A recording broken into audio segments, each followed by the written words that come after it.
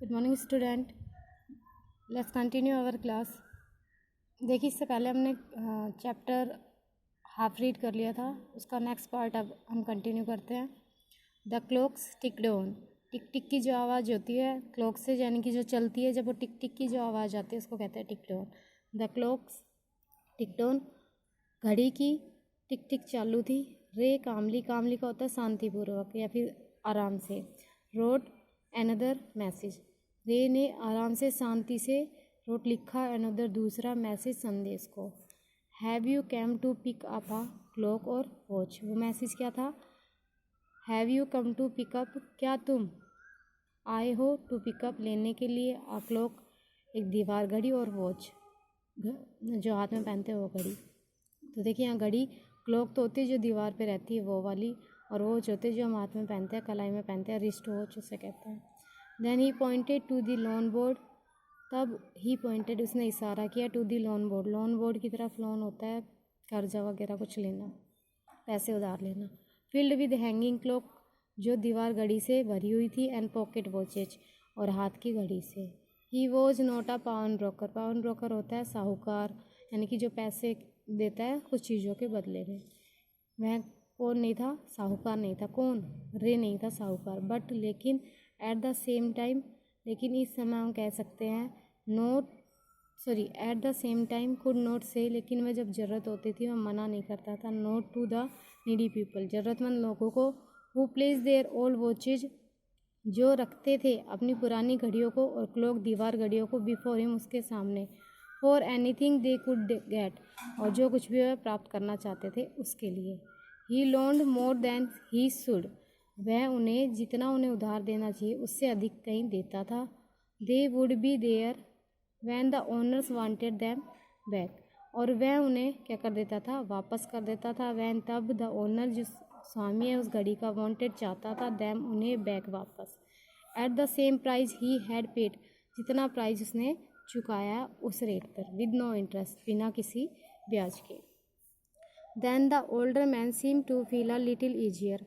देखिए जैसे मैंने उसने क्या किया, दीवार घड़ी या फिर जो भी घड़ियाँ लटकी हुई थी उसके लोन बोर्ड की तरफ इशारा किया, तो उसके बाद क्या हो गया, जो दुकान पे आया था वो बूढ़ा व्यक्ति क्या हो गया था, थोड़ा सा सही हो गया था। Then the older man seem to feel a little easier. अब तब ओल्डर मैन जो बूढ़ा व्यक्ति था, सीम टू फील दिखाई दे रहा था, अ लिटिल ईजियर यानी कि कुछ नरमी भरा। टुक आउट हिज हैंड, इसने अपना हाथ बाहर निकाला, फ्रॉम हिज पॉकेट, अपनी जेब से, एंड क्विकली, और जल्दी से, लुक्ड, देखा, at the watch on his wrist, और अपनी घड़ी की तरफ जो उसके कलाई में थी। रिस्ट होता है कलाई।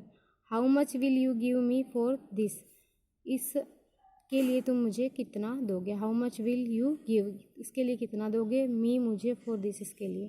द मैन रोट, आदमी ने लिखा। रे notice the little same in grey eyes looking at him, रे ने कुछ महसूस किया, लिटिल सेम शर्मिंदापन सा, इन ग्रे आइज, ग्रे यहाँ बूढ़ी होता है, ग्रे मीन्स, लेकिन यहाँ बूढ़ी आँखों में, लुकिंग एट हिम, उसकी तरफ थोड़ा देखते हुए। The watch was nothing special and yet had great power, जो वॉच थी वो बिल्कुल भी स्पेशल नहीं थी, यानी कि कुछ अलग नहीं था उसमें, लेकिन उसमें क्या थी? एक महान शक्तियाँ थी। It was something to exchange, क्योंकि उसमें क्या है, कुछ मतलब अदला बदला, एक दूसरे को बदलने के लिए, जो एक्सचेंज होता है लेन देन, उसको कहते हैं। It was something to exchange, क्योंकि उसमें कुछ लेन देन की था। A way out of a bad situation, एक बुरी समस्या या बुरी स्थिति से निकलने के लिए। Knowing that great need had brought the man to his shop in the first place, Ray asked, "How much do you need for it?"